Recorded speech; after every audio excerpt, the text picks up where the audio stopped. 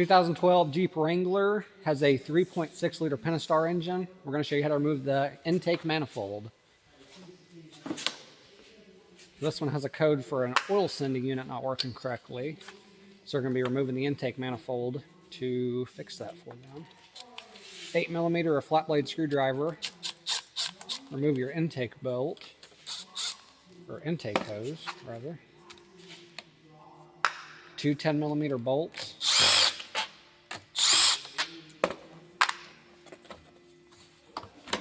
Gently pull. Gently pull. Intake air temp sensor. Disconnect that. Put that to the side. You got 2 hoses here you'll remove. Just push them back a little bit. And then start disconnecting some of these connectors.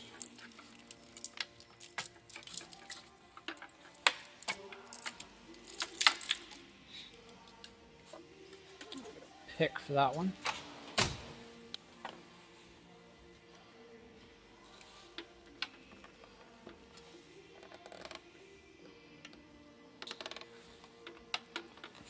Gotta be gentle with these, you don't want to break them.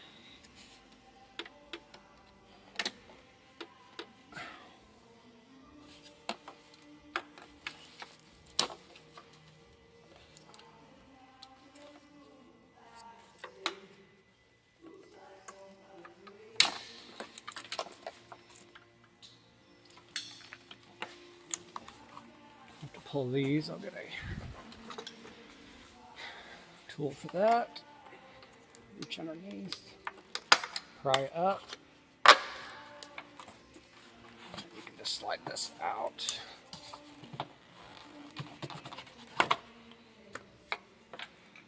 That. Get your main hose going to your brake booster. Slide off.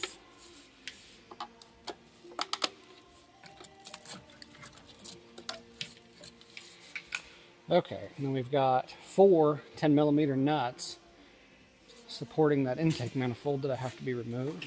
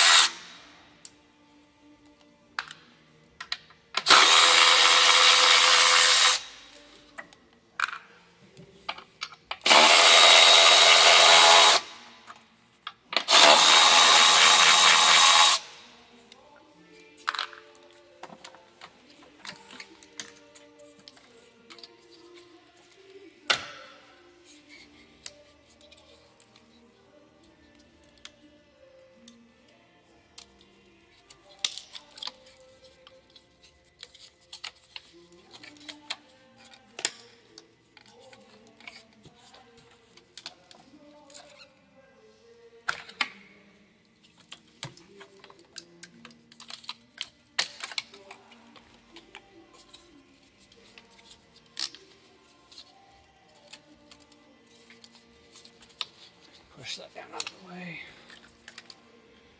Okay, we've also got 2 10mm nuts here and 2 10mm bolts there that I like to remove to get out of the way. You have to disconnect for sure this side. But I like to go ahead and pull these as well.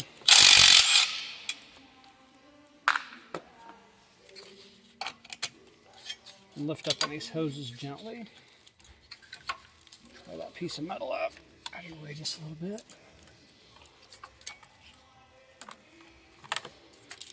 I like to push this connector up out of the way. Like that. Okay. And then we've got several 8mm bolts holding this intake manifold on. And there's one in the back that's a little bit hard to get to.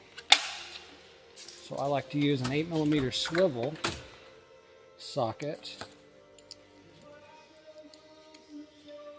to get down to that one.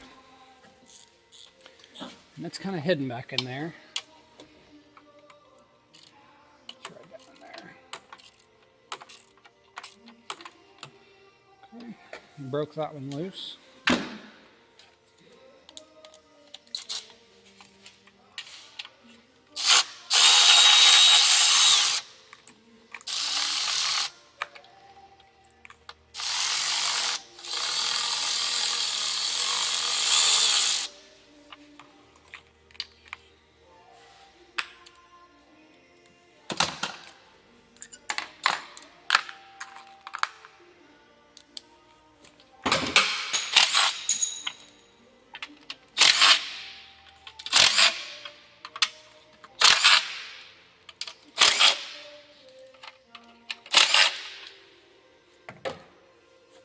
And then we should be able to lift up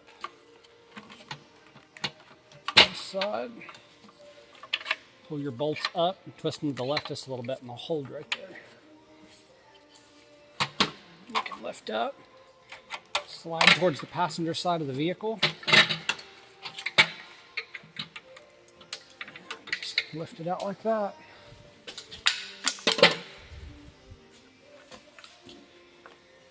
Okay, looks like a couple of our gaskets came off. Let's make sure we get those back on. That's the upper plenum that we just removed. And then we'll remove the lower plenum. I usually pull off the PCV hoses. This one goes on the driver's side. It's hard to get to back in there, but just pull up and wiggle them a little bit and they should come right off.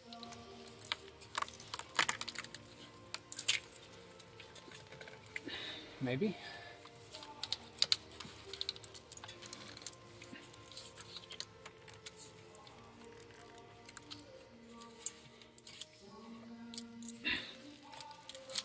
Okay. I'll have to cut the seam on that.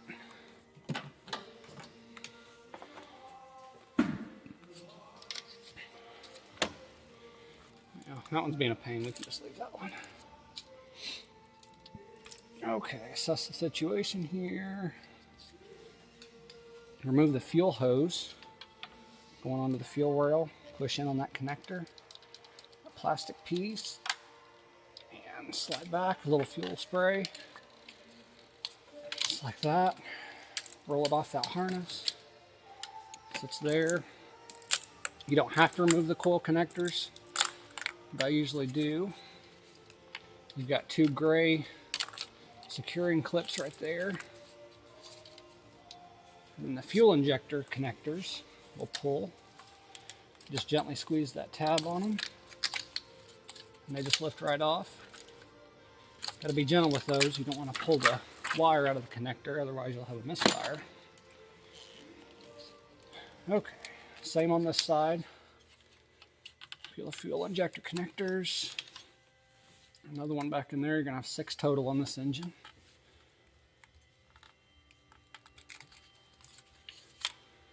Just like that.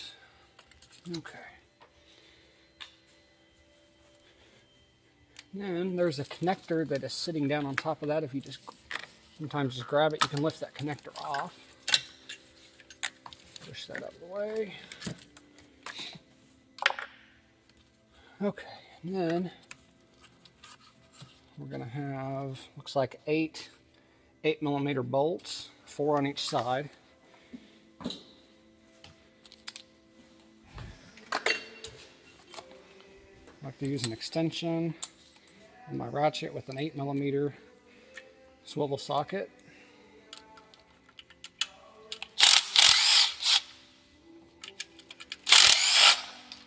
Righty-tighty, lefty-loosey. If you go righty-loosey, you got a problem.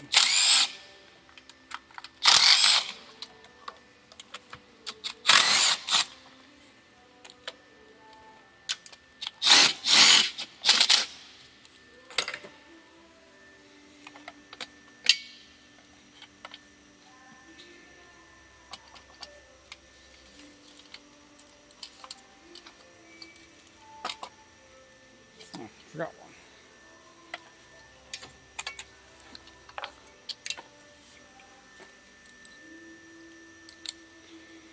Okay, there's one more hidden right there.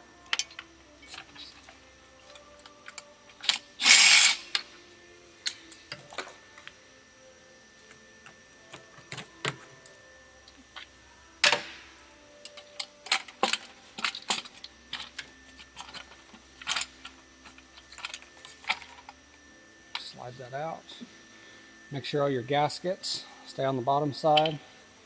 And we'll have to get those 2 out of the plenum on that side.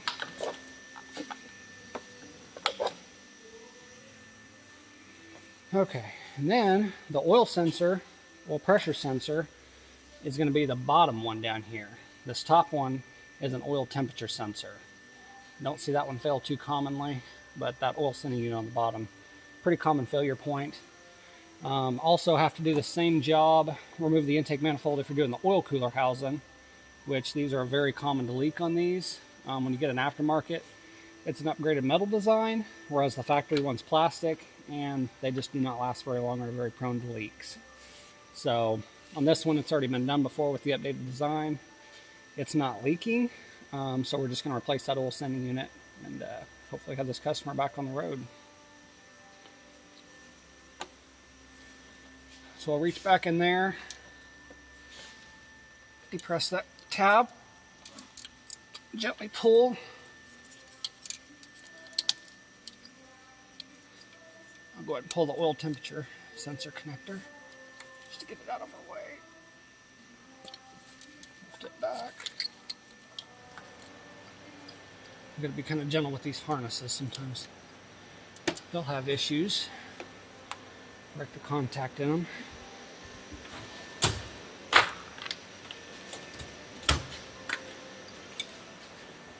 We've got a special oil sending unit socket. You don't have to use a socket like this, but it does help.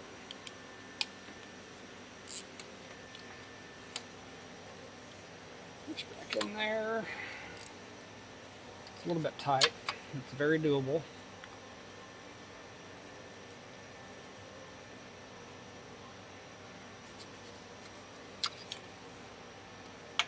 Get those wires out of the way.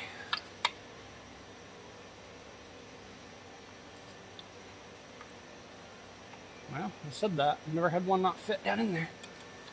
This might be one.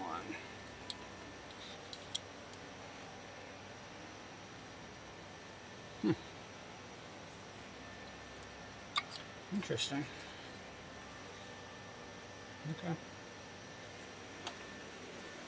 Try it a different way. Okay, so we got the oil sending unit replaced. Like I said, I use an oil sending unit socket itself. It does help because it's a little bit thinner. It gives you better access down there in a confined space. A 27 millimeter will also work. It's just going to be hard to get it down in there because of limited room. Got that done. Like I said, if you're doing the oil sending, the oil filter housing, you'll have to remove the intake manifold on this side of the engine.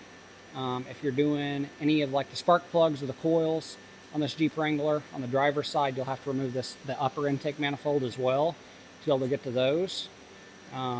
So I've got everything cleaned up, ready to go back together. Like I said, make sure all your gaskets stay in your lower plenum on the bottom side there.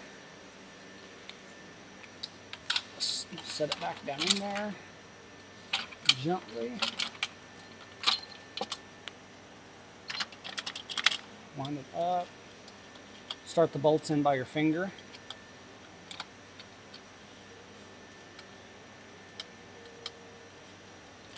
Just make sure you don't get them cross-threaded or anything like that.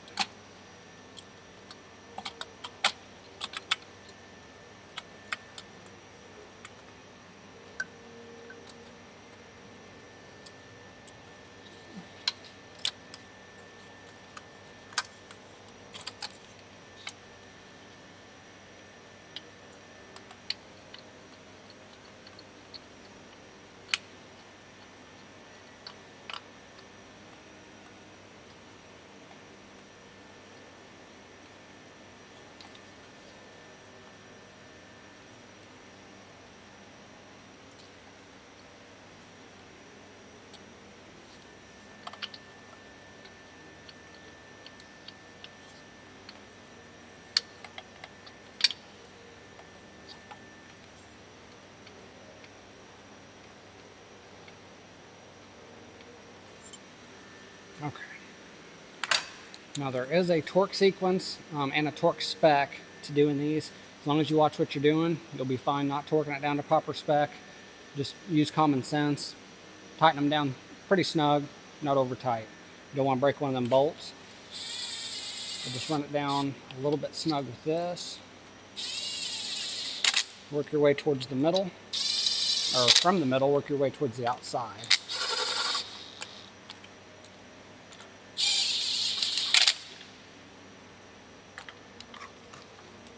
Back one's a little hard to get to in there.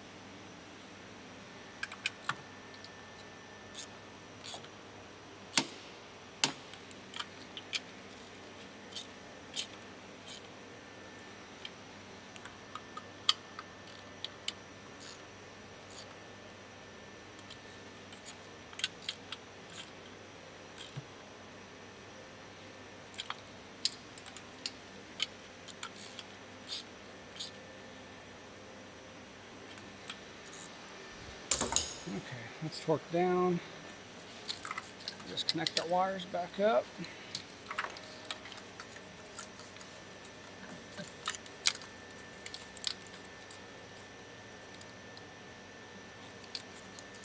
These injector connectors and coil connectors are all specific to each cylinder, so make sure they go back in the same spot. It'd be pretty hard to mess it up. But if you need to get you a paint marker or something just to label where they go, I would suggest you do so. Put the other side back in. They just gently push down, and you'll hear an audible snap. And they're locked in place at that point.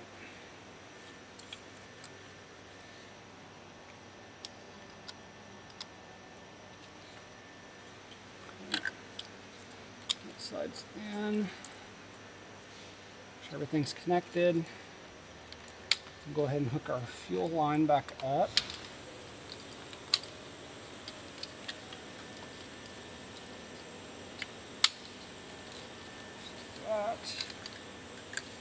That connector that we pulled off of that lower intake manifold, we'll snap it back into place there. Keep this up out of the way at the moment. Okay, and then we've got this insulator. Sets back down over top the coils. Set that back into place. And then grab our upper intake plenum. So one of the gaskets went. So like I was saying, make sure your upper intake plenum is clean. Make sure you got the gaskets on the lower intake manifold if you want to show the camera on that there. Make sure your gaskets go back down in place. Make sure they're all clean, no dust or foreign contaminants. Take your intake manifold, push it towards the passenger side, align the studs back up in those brackets, slide it that way, set it back down into place. Just like the lower, you're going to finger tighten the bolts to get them started.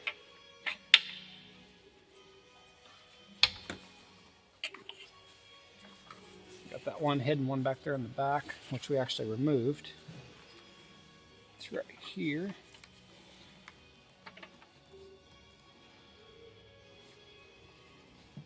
Of course, you couldn't see anything on the camera. It's hard. Here, show me the light down.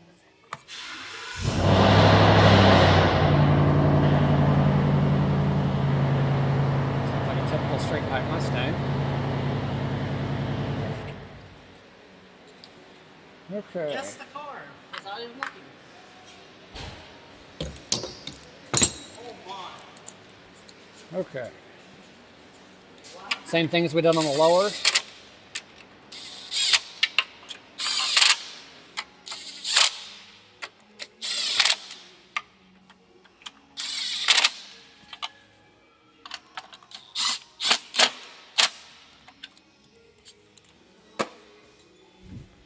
Same thing, we'll snug them down with the impact, and then we'll go back through and hand tighten them.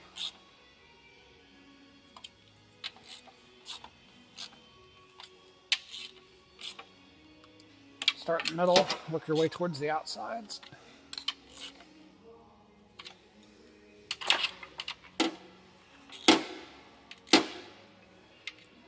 Pretty straightforward job that can be done with just basic hand tools.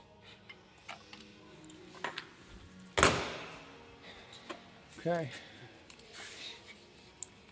then we have this bracket over here on this side we removed earlier.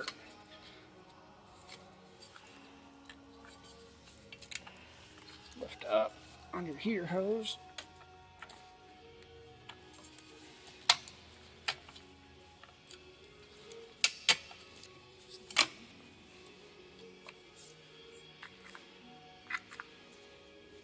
Take our two bolts.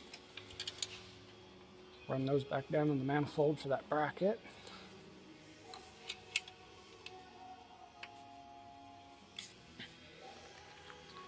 Got our two 10mm nuts. Gonna go down here.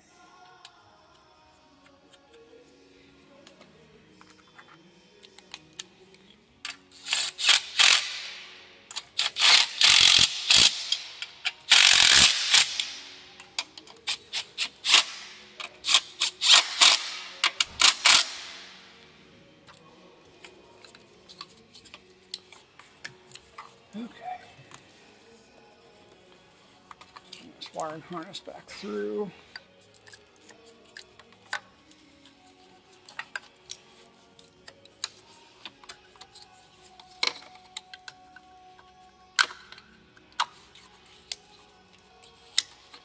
Pushes and slides like that. Hook your PCV hoses back up.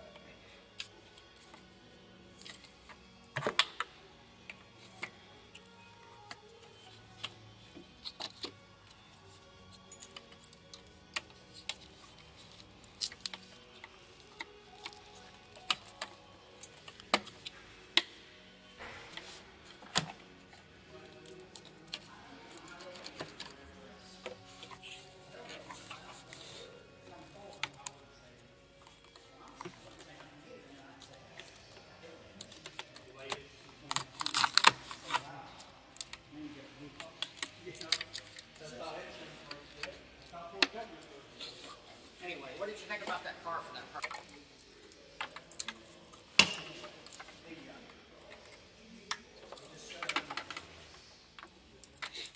Go ahead and hook up these 10mm bolts to the brackets, or nuts. Before we forget, can't get ahead of ourselves.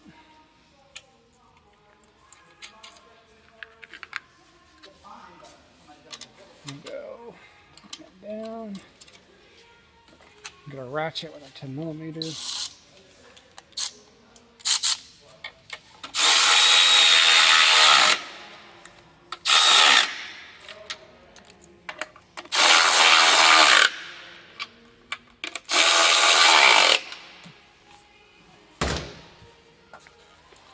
You need to hook up your wires. Don't forget your main vacuum hose going to that brake booster. Put it back into place. Put this back into the bracket there.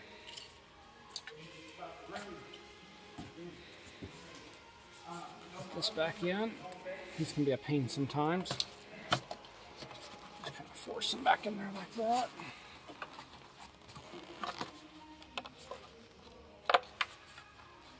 Snap it back into place, just like that. These little connectors and push clips go back in. Throttle body connector. There's our intake temperature sensor. We don't want to forget that. And just look, make sure everything's hooked up correctly and together, which it looks like it is besides this. Hook it up. Get our intake boot. Snap it into place.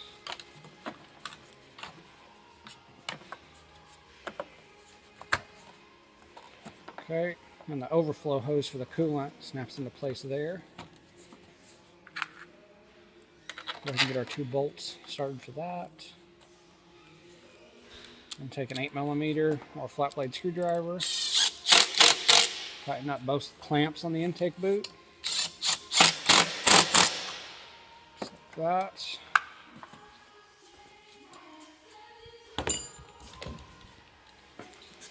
Again, 10mm bolts. Tighten those down.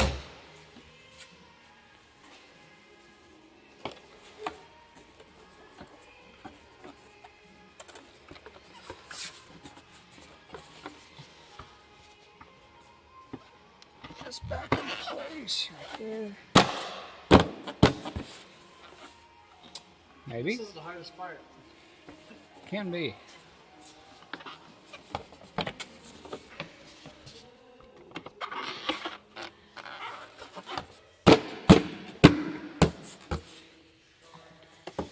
Looks good. Okay. She's on.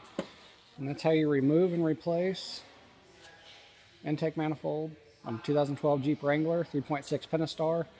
Same engine setup as in a lot of vehicles. With that same 3.6 liter Pentastar, a little bit different variations. May have to take a couple different bolts loose. Overall, pretty well the same concept.